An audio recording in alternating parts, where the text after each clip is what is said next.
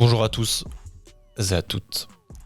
Bienvenue sur Pump, l'émission fitness et santé, mais surtout sport de force et performance, où pour cette saison 3, on a appris la petite habitude de vous partager des documents scientifiques et essayer d'en tirer des conclusions ou des recommandations intéressantes que vous pourriez appliquer ou non à votre entraînement pour maximiser vos progrès. Je suis accompagné de Trésor, encore une fois. Salut Trésor. Salut les gars, salut Max, j'espère que vous allez tous bien. En tout cas moi ça va. On a eu des petits retours sur l'épisode de la semaine dernière, vous avez bien kiffé, donc ça fait plaisir. On va continuer sur cette lancée-là, encore une fois, si jamais vous avez des recommandations à nous faire par rapport au travail qu'on vous fournit, n'hésitez pas. On l'a teasé la semaine dernière, aujourd'hui on va vous parler de la femme du cycle menstruel féminin. Et de l'entraînement en résistance, des différents effets qu'on peut avoir et dont on peut profiter en fait pour maximiser les progrès. Ça part de réflexions simples. Sur les réseaux, on voit de plus en plus de choses se partager sur le sujet, comme quoi il y aura des trucs à optimiser pour maximiser les progrès en force et en hypertrophie, avec une bonne planification en fonction des cycles menstruels. Donc nous, ce qu'on vous propose, c'est de voir ça aujourd'hui. Donc la plupart de nos réflexions vont se baser sur des études, hein, on vous l'a dit. Moi, le papier qui m'a bien intéressé, c'est quelque chose que j'ai partagé en story d'ailleurs. Donc vous l'avez peut-être lu entre-temps, mais si jamais c'est pas le cas, on vous partagera les références en description. Je peux même vous partager directement la version que j'ai traduite pour que ce soit plus simple à lire. On va pas rentrer dans le dur, hein, c'est beaucoup de physio. C'est pas forcément très, très intéressant si vous êtes juste athlète ou coach, mais on va essayer d'expliquer un maximum de choses pour que vous sachiez quelles recommandations en tirer et pourquoi on émet un avis plutôt positif ou négatif à l'encontre de certaines recommandations qu'on peut voir. Donc, on va creuser ces notions-là, les notions de prise de force et d'hypertrophie chez la femme en fonction du cycle menstruel. Donc, pour vous introduire ça, j'ai pris une étude qui est citée dans les références de la revue que je vous partage en description, qui explique en fait il y a un intérêt de plus en plus important pour l'entraînement de la femme et le lien que le cycle menstruel peut avoir. On est plus alerte sur les influences des niveaux hormonaux, notamment des niveaux d'œstrogène et de progestérone sur les performances et les gains. Et donc l'étude là que je vous cite, elle cherche à comprendre en fait jusqu'où ça peut avoir un lien, parce qu'il y a beaucoup d'études qui montrent que l'entraînement en résistance réalisé pendant la phase folliculaire, donc les 14 premiers jours du cycle, pourrait être plus efficace que l'entraînement basé sur la phase lutéale, donc les 14 jours qui suivent l'ovulation, pour améliorer et la force musculaire et la masse musculaire. Donc nous, on trouve ça très intéressant et on veut creuser ça. Donc on va essayer de vous proposer peut-être une lecture un peu critique, ou en tout cas un regard un peu critique de toutes ces choses-là, pour voir si effectivement il y a des choses à optimiser ou non. Donc je vous ai dit, hein, ça c'est une étude parmi les 61 qui sont citées. Petit point, comment dire, evidence-based, ou je sais pas comment dire. Pourquoi est-ce qu'on cite une revue plutôt qu'une étude ? Le principe est simple, sans rentrer dans la méthode GRAD qui permet d'évaluer le niveau de fiabilité de nos preuves.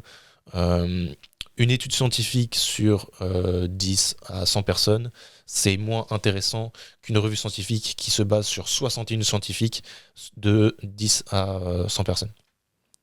Le but, c'est de croiser toutes les données qu'on a actuellement. Là, la revue qu'on vous cite, elle a été publiée en 2024, il me semble, en août 2024. Donc tout récent. Ça nous permet d'avoir des données les plus actualisées, de tenir compte d'un maximum de facteurs, parce que la recherche avance quand même sur le sujet. Donc on vous l'a dit, sans rentrer dans cette étude dans le dur, parce que c'est beaucoup de physio. On va reprendre juste les points clés qui sont mentionnés Et je pense, Trésor, tu vas pouvoir étoffer un petit peu mes réflexions parce que cette étude est un peu en deux parties. Il y a la deuxième partie qui nous intéresse, qui est sur le cycle menstruel de la femme et les recommandations qu'on peut faire à ce propos. Mais il y a une première partie qui est tournée juste sur l'impact des hormones anabolisantes sur la prise de masse musculaire. Est-ce que cet impact il est direct ou non? Est-ce que les élévations aiguës de ces hormones-là sont intéressantes pour la prise de masse musculaire et la force? Donc quand on parle d'hormones anabolisantes, c'est la testostérone, l'hormone de croissance, IGF-1 aussi, insuline, hein, pourquoi pas, mais dans ce papier-là, c'est surtout l'IGF-1 qui est mentionné. Donc je sais pas si tu as des choses toi à apporter à ce propos, mais moi ça part d'un constat simple, c'est que il y a beaucoup de recommandations qui nous invitent, qui nous incitent à maximiser nos hormones anabolisantes pour la prise de masse et la prise de force. Mais une personne influente dans le milieu, Layne Norton, que vous connaissez peut-être, explique souvent que il me semble que c'est l'hormone de croissance dont il parlait. L'hormone de croissance n'est pas anabolisante. Pas directement anabolisante. Donc c'est comme ça que je suis tombé sur ce papier d'ailleurs à l'origine. L'hormone de croissance n'est pas anabolisante. Alors, qu'est-ce que ça veut dire? Qu'est-ce que ça veut dire? Est-ce que du coup on s'en fout de l'hormone de croissance? Est-ce que du coup toutes les recommandations qui tournent autour de l'augmentation de cette hormone-là sont caduques? Moi c'est ce que je voulais creuser à l'origine. Donc je sais pas si Trésor t'as des petits trucs, des petits points à préciser à ce propos. Pour l'hormone de croissance, j'avais vu un papier, il faudrait que je le retrouve pour qu'on puisse le mettre peut-être dans la description. Mais en fait, ils remettent aussi en question un petit peu ce que tu viens de dire, donc le rôle dans la synthèse des protéines musculaires, même si en soi, on pourrait aussi remettre une nuance sur l'importance de la synthèse protéique. Mais on remarquait qu'en fait, l'hormone de croissance servait surtout à limiter la perte de masse musculaire plus qu'à augmenter les taux de synthèse protéique. Donc ça, c'était un petit point par rapport à ce que tu as dit. Et sinon, sur le rôle hormonal, on a quand même de plus en plus de papiers qui démontrent ça. Et c'est vrai qu'il y a une étude que je trouve assez parlante qui permet aussi de mettre en lumière quand même peut-être un petit peu plus de nuances sur ces affirmations. En gros, je ne me rappelle plus vraiment de la quantité de l'échantillon, mais ils avaient du coup analysé 2 groupes. Donc ça, j'en avais déjà parlé dans un podcast. Donc il y avait un groupe qui faisait un exercice de flexion de coude. Donc c'était vraiment, je crois, un biceps curl uniquement. Donc le volume de travail, il était standardisé autour des exercices de biceps. Et le deuxième groupe, en fait, il avait aussi un exercice de biceps curl, mais il avait en plus un exercice autour des membres inférieurs. Donc en fait, à partir de ces résultats, on devait s'attendre finalement à un terrain hormonal plus important sur le deuxième groupe. Et c'est effectivement ce qui s'est passé. Mais on n'a pas du tout réussi à trouver un impact plus important et significatif sur l'hypertrophie du biceps brachial. Donc en fait, ça a permis de mettre en évidence aussi le fait que il peut y avoir une concentration hormonale qui est plus importante de manière aiguë et qui n'est pas forcément un impact réel et direct, donc un lien linéaire causal avec l'hypertrophie. Donc voilà. Ouais, il me semble que ça c'est quelque chose en plus qu'on avait mentionné dans le podcast sur la testo, ou dans des idées reçues peut-être sur la saison 2, comme quoi il fallait entraîner les jambes pour avoir plus d'hormones et pour maximiser l'hypertrophie. Du coup, à la lecture de la revue, c'est quelque chose qui est beaucoup mis en avant. Du coup, c'est le premier point, c'est que l'élévation aiguë des hormones anabolisantes ne joue pas un rôle majeur dans la stimulation de la synthèse des protéines musculaires conduisant à l'hypertrophie. Ça ne veut pas dire que les hormones dont il est question ne sont pas importantes. Ça veut dire que des niveaux plus élevés de manière aiguë n'ont pas l'impact qu'on leur décrit sur l'hypertrophie. Donc, et c'est ce que Layne Norton expliquait en reprenant les propos d'un cardiologue sur le jeûne intermittent, c'est que le jeûne intermittent, effectivement, il va mener à une augmentation aiguë de l'hormone de croissance. Mais cette augmentation aiguë ne va pas avoir un impact sur la synthèse des protéines musculaires. En tout cas, le lien avec l'hypertrophie n'est pas encore correctement établi. Et moi, ça m'a mené du coup à quelques recherches très superficielles sur l'intracrinologie. Je sais pas si ça te parle, 13. Non. En fait, on pense que ces hormones-là arrive à avoir une action sur la cellule, enfin de manière tissulaire ou cellulaire locale, sans passer par la circulation sanguine. C'est-à-dire que l'activité, elle n'est pas comme on peut le décrire dans l'endocrinologie, à savoir passer par le sang.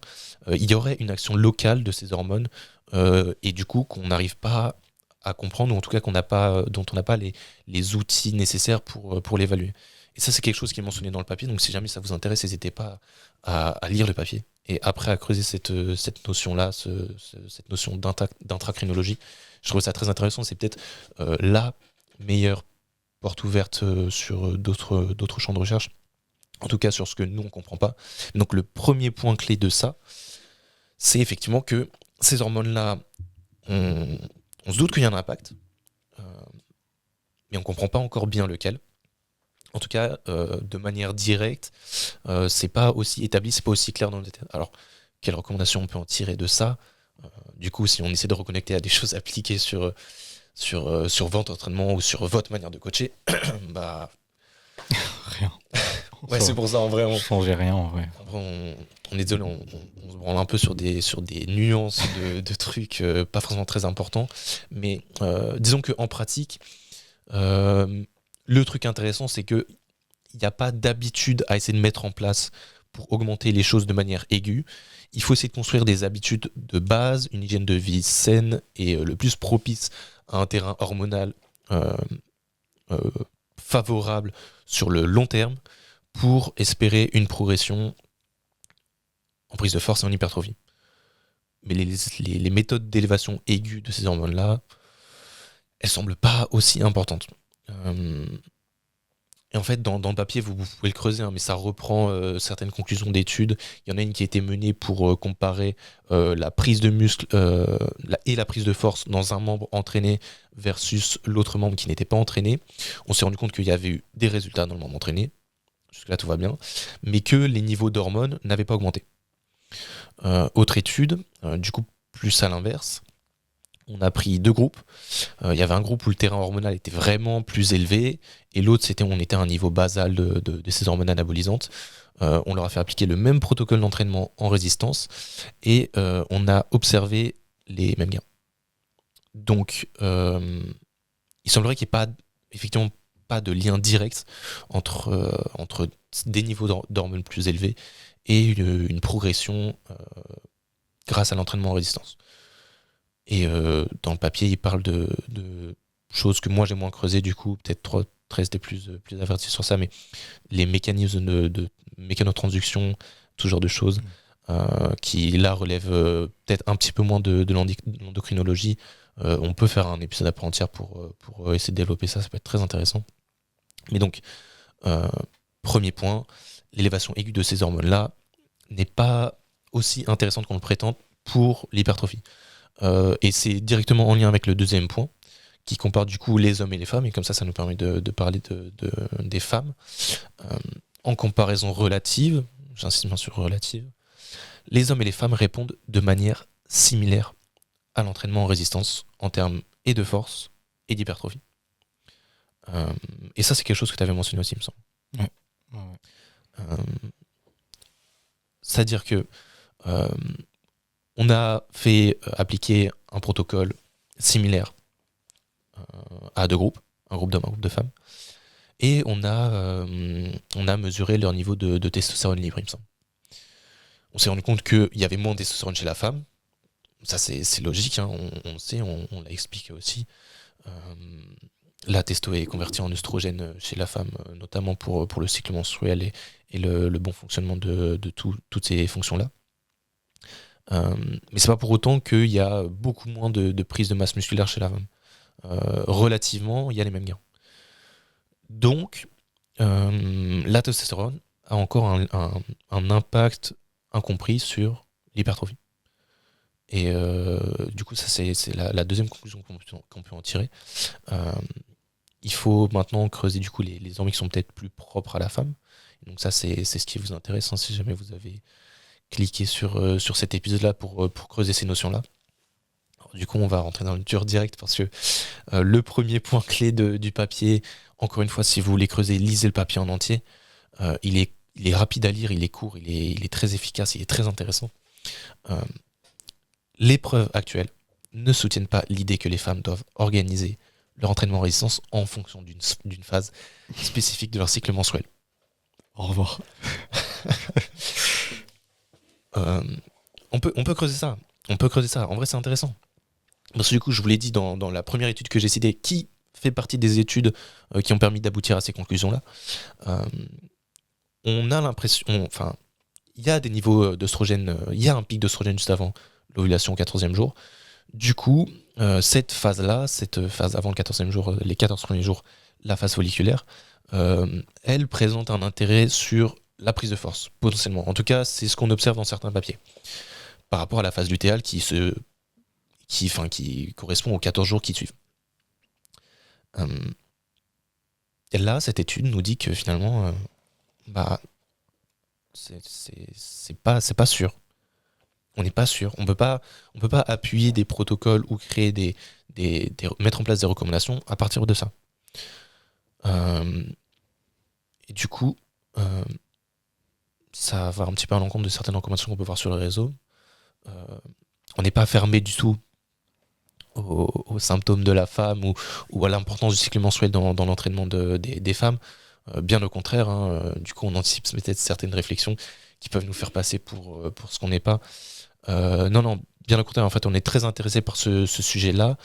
En fait par ce podcast-là, je pense on essaye plus d'apporter de la nuance ou peut-être même de vous protéger de certaines mauvaises recommandations ou peut-être une volonté mercantile de nos collègues, confrères, consoeurs sur le sujet qui mettent en avant des compétences ou des connaissances qui reposent sur peut-être pas grand-chose. Il y a des choses à optimiser, très important. Et c'est d'ailleurs bien souligné dans le papier, mais il y a une grosse difficulté à étudier le sujet. Sur la planification, il n'y a rien à faire. Par contre, sur la gestion des symptômes, là, il y a des trucs à faire. Et c'est pour ça qu'on dit qu'on n'est pas fermé aux réflexions qu'on peut avoir sur le sujet, que quand on coach une femme, on est évidemment sensible à toutes les réflexions et tous les retours qu'il peut y avoir sur les symptômes liés au cycle menstruel. Mais l'autre chose qui est mise en avant et qui complique un petit peu les choses et les études, c'est qu'il y a une énorme variabilité inter- et intra-individuelle sur les symptômes et même la durée du cycle. C'est-à-dire que pour deux femmes différentes, on va observer un cycle différent. On va potentiellement observer un cycle différent. Et pour une même femme, deux cycles peuvent être différents aussi. Et du coup, ça complique l'étude du sujet. Ça complique la création de cohortes, la standardisation des cohortes pour avoir toujours les mêmes sujets étudiés et pour faciliter l'étude de certains facteurs liés du coup dans notre cas à la progression en force et en hypertrophie. Mais du coup, nos recommandations et notre coaching doit se baser surtout sur ça. La difficulté, c'est d'être sensible aux symptômes liés au cycle et aux symptômes liés à l'intensité d'entraînement ou le volume d'entraînement, et de ne pas confondre les deux. Donc, quand on coach au mieux, quand on coach avec toutes les données possibles, on tient compte de ces deux choses-là. Mais c'est pas pour autant qu'avant même de faire une programmation, on se dit, ok, quelles sont les dates de cycle, etc. On va optimiser en fonction de ça, machin. Parce que ça, du coup, ça repose sur pas grand-chose. Est-ce que t'as vu, toi, peut-être des papiers qui vont pas dans ce sens-là, 13, sur peut-être la planification de l'entraînement des femmes? Moi, j'en avais vu un. Mais c'était, je sais plus en quelle date, je crois que c'était en 2022. Et ils avaient aussi analysé un échantillon pas très important, parce que ça, c'est vrai que c'est aussi quand même une problématique quand même dans la littérature scientifique, c'est qu'il y a peu d'échantillons quand même autour des femmes. C'est sous-échantillonné, il faut le dire, par rapport aux hommes, mais bon, ça c'est un autre sujet. Mais ils en étaient arrivés à la conclusion que il y avait des différences en termes de capacité de volume de travail et de tolérance au volume de travail en fonction des cycles. Donc eux, ils avaient plutôt retrouvé des augmentations un petit peu de tolérance sur ils appelaient ça la mid-lutéale, donc c'était autour de la phase lutéale mais moyenne, donc c'était au milieu de la phase lutéale plutôt. Et du coup, à ce moment-là, ils trouvaient en fait des augmentations un petit peu de capacité de volume. Mais le problème, c'est qu'encore une fois, il n'y avait pas assez d'échantillons, donc l'impact n'était pas non plus significatif. Donc ils en arrivaient à la conclusion qu'on ne pouvait pas se permettre de cycler la programmation et d'anticiper un petit peu ces phases-là et la charge de travail en fonction de ça. C'était à peu près les mêmes conclusions, hein. C'était voilà, le plus important, c'est de pouvoir échanger avec l'athlète et en fonction des perceptions de l'effort et même peut-être des attentes ou même des peurs, peut-être adapter certains paramètres. Mais voilà, en tout cas, c'était la conclusion de cette étude. Après, sinon, moi, j'avais trouvé trois même papiers intéressants. Donc, il y avait le premier qui était vraiment là, c'était sur des mesures de force max. Où c'était aussi pareil que toi, hein. Il n'y avait pas forcément d'effet plus important et significatif sur la force max, et même de déperdition, on ne retrouvait pas ça. Donc il y avait voilà, une perception de l'effort par contre qui était un petit peu plus importante, donc des perceptions de l'effort qui étaient plus hautes. Donc pour un même effort, les athlètes féminines avaient l'impression quand même d'avoir des difficultés un petit peu plus importantes. Mais en fait, le problème, c'est que ça ne se corrélait pas forcément avec la capacité de production de force. C'est aussi pour ça qu'il faut nuancer. On peut avoir l'impression que l'effort est plus difficile, mais en soi, notre capacité n'est pas forcément corrélée avec ça. Donc, en soi, on peut continuer à maintenir l'entraînement comme il était, ou juste modifier un petit peu certaines choses, comme on l'a dit juste avant. Intéressant ça du coup, parce que c'est une des limites à la programmation RPE, dont Ouais. on pourra reparler aussi. Mais du coup, si on demande à un athlète de travailler un RPE en particulier, et que cet athlète-là est dans une phase du cycle où peut-être la perception de l'effort est biaisée par ses symptômes, peut-être elle va s'entraîner moins dur qu'elle le pourrait. Ouais, c'est exactement ça. Donc intéressant. Donc ouais, ça c'était un point important. Mais voilà, comme je l'ai dit juste avant, il n'y avait pas forcément de grosses différences, donc ils en arrivent à la même conclusion. Encore une fois, le plus important c'était vraiment l'échange. Et après, il y avait aussi une étude sur le football. Donc ils avaient pris, je crois, 10 athlètes féminines, et c'était sur 3 saisons consécutives. C'était pas un niveau hyper élevé, mais du coup c'était quand même intéressant. Et ils avaient essayé d'analyser plusieurs paramètres. Et du coup, il y avait, je crois, le temps d'effort, les différences entre la première période, enfin, du coup, la première mi-temps et la seconde mi-temps. Et après, ils avaient analysé un petit peu des petites mesures physiologiques. Donc, il y avait la concentration en lactate, il y avait des mesures de VO2 max aussi. Et c'est vrai qu'il y avait des toutes petites différences chez les femmes qui étaient notamment, là, dans cette étude-là, c'était plus dans la phase folliculaire précoce. Donc là, c'était lorsque, en gros, ils appellent ça un petit peu des taux d'impulsion de GnRH. Donc c'est une hormone, hein, tout simplement, qui permet la maturation des follicules ovariens. Donc dans cette phase-là, on remarquait quand même des temps d'effort à des intensités relativement faibles, qui étaient relativement plus courts. Mais encore une fois, ce qu'on remarquait à la fin de l'étude, c'est que entre la première et la seconde mi-temps, il y avait quand même des différences en termes de temps d'effort, de VO2 max et de concentration de lactate. Mais il n'y avait pas de réelle différence entre des personnes qui étaient dans une phase spécifique ou non. Donc en soi, ils en sont arrivés à la conclusion que c'était vraiment trivial, c'était vraiment très peu significatif, donc ça ne servait pas forcément à grand chose de commencer à créer une gestion de l'entraînement et anticiper une gestion de l'entraînement chez les coachs, du coup dans les sports collectifs. Et après, la dernière étude, c'était aussi sur des runners. Et donc là, ils avaient retrouvé par contre des petites différences en termes d'économie de course. Je trouvais ça intéressant. Donc les athlètes aussi, encore une fois, qui étaient dans la phase folliculaire précoce, avaient des temps, et des taux d'économie de course qui étaient plus faibles. Donc ça, c'était intéressant. Mais sinon, sur le temps d'effort, sur la capacité à maintenir l'effort dans le temps, sur la VO2 max aussi et la concentration en lactate, il n'y avait pas forcément de différence. Donc encore une fois, il disait qu'on ne pouvait pas se baser sur ça pour vraiment créer des recommandations sur la programmation autour du cycle menstruel. Donc ça revient à chaque fois au même chemin, on va dire. Donc voilà. Bon, du coup, c'est bien, on s'est un petit peu étendu à d'autres domaines. Mais du coup, dans notre cas, hein, pour l'entraînement en résistance, prise de force, hypertrophie, euh, actuellement, on n'a rien de solide pour vous recommander quoi que ce soit. La clé, ce sera toujours juste d'être à l'écoute de vos différents symptômes, de vos différentes sensations. J'ai partagé ce papier à un collègue qui fait de la recherche dans le sport, qui aimerait bien faire un doctorat même sur le sujet de l'entraînement de la femme en particulier. Il s'intéresse beaucoup au cycle de la femme. Donc il m'a partagé un retour vraiment très, très positif, très enjoué sur ce papier-là, parce que, comme on vous l'a dit, ça ouvre à beaucoup de réflexions, beaucoup de pistes très intéressantes pour creuser sur le sujet. Il a ajouté une petite nuance du coup que je vous partage et que du coup moi, enfin, dont j'avais pas connaissance moi. C'était sur les substrats énergétiques du coup en lien avec le cycle de la femme.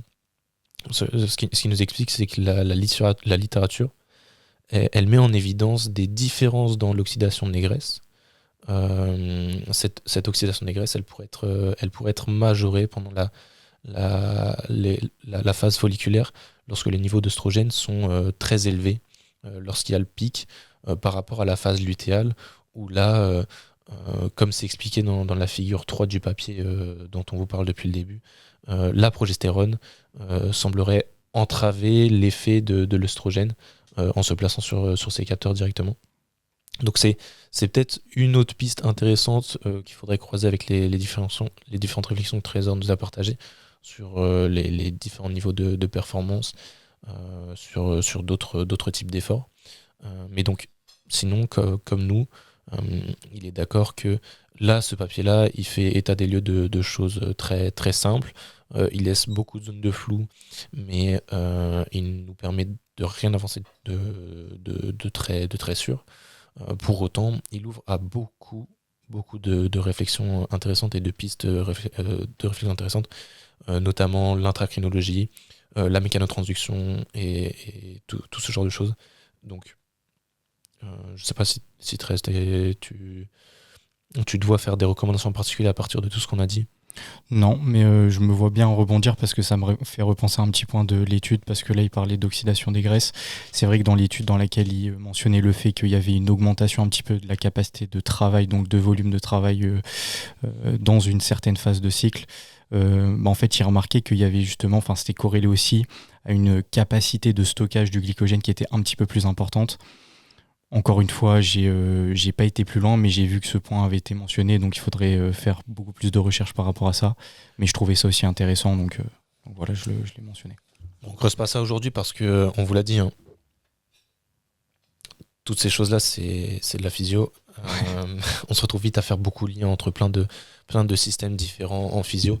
Et bon, nous, ça nous intéresse beaucoup, mais j'imagine que pour vous, c'est peut-être un peu plus abstrait.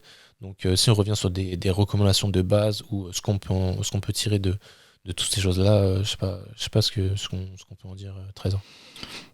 Moi, je dirais échanger, hein. Franchement, c'est essayer de, en tout cas, maximiser un petit peu la relation coach-athlète. Et c'est vraiment d'échanger le plus possible, hein. Donc, vraiment communiquer un petit peu vos symptômes, et le coach doit aussi avoir son rôle et essayer de questionner en fonction, mais même pas en fonction des cycles, hein, vraiment toute l'année, je dirais. Essayer tout au long de la préparation, à chaque fois questionner, savoir vraiment si tout se passe bien, s'il y a peut-être des pics de fatigue un peu plus importants, s'il y a un peu plus d'appréhension, et en fonction de ça, adapter.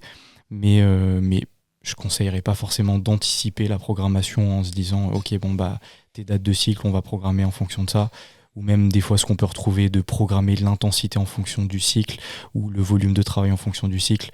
Ça, pour moi, ça reste pour l'instant bullshit. On n'a pas forcément de preuves irréfutables par rapport à ça, donc je pense que c'est pas le plus intéressant.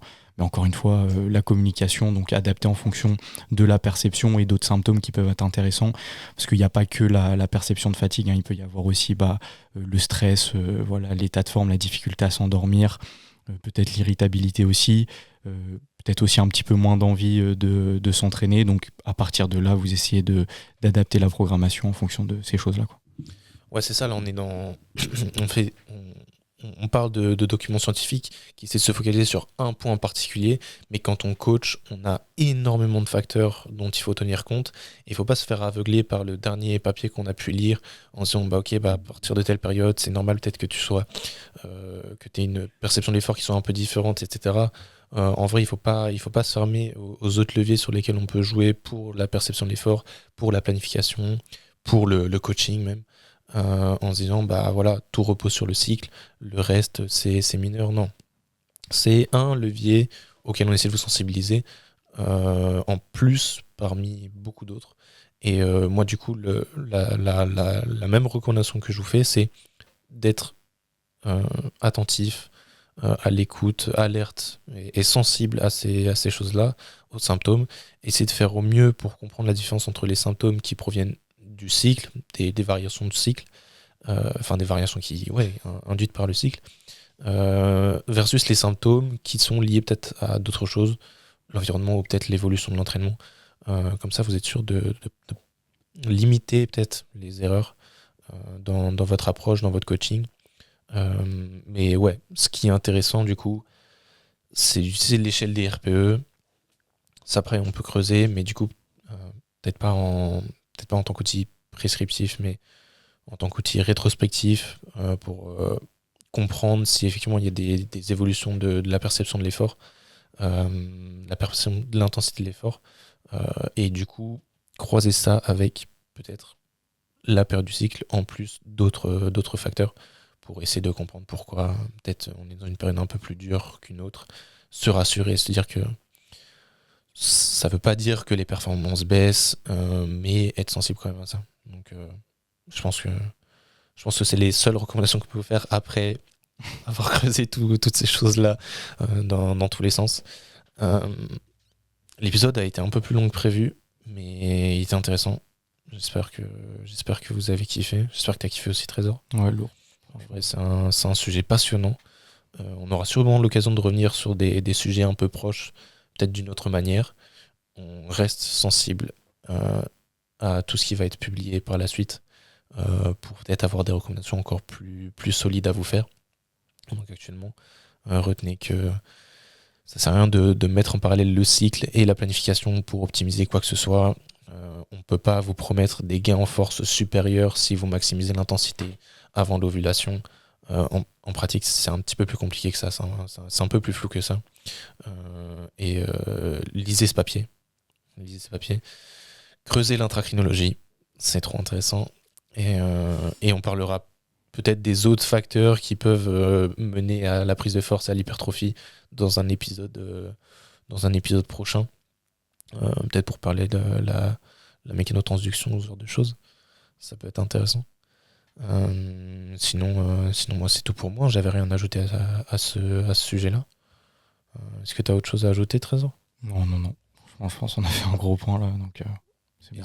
N'hésitez pas à nous dire si c'est trop complexe, si c'est mal agencé, si l'épisode il est flou, si on vous perd, etc. Sur YouTube, je peux intégrer des images très simples sans que ça me prenne trop de temps, même si je vous ai dit que le but c'était de produire du contenu de manière plus efficace possible, le plus simple possible, vraiment se concentrer sur le fond et moins sur la forme. Mais si sur la forme vous avez besoin de quelques schémas ou de quelques illustrations pour comprendre ce dont on parle, n'hésitez pas à nous le dire. On sera attentif à ça pour faire évoluer les épisodes au fil de la saison. Mais donc voilà pour l'épisode du jour. Voilà pour les recommandations sur le cycle et la planification de la femme en fonction du cycle menstruel. J'espère que vous avez kiffé.